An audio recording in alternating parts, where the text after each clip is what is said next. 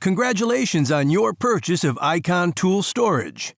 This video will show you how to set up the Icon Top Chest, which attaches to the 56-inch or 73-inch Icon roller cabinet. Before you begin, please take the following safety precautions.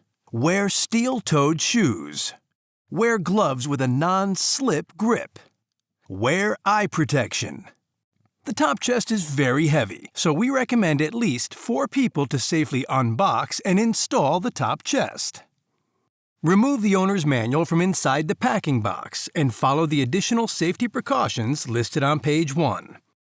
You will need the following tool to properly set up your Icon top chest: 6mm hex key. The Icon top chest will be delivered on a wood pallet. Remove the strapping and corrugate, then remove the plastic bag covering the top chest. Remove the key from the plastic bag on the front of the top chest. Unlock the cabinet and open the lower drawer. Remove the plastic bag with hardware from inside the lower drawer. Make sure the casters are locked on your Icon roller cabinet. Remove the top drawer from the roller cabinet. To remove the drawer, fully extend it and lift the slide release lever on either side of the drawer. Facing the box, the left slide release lifts up and the right slide release pushes down.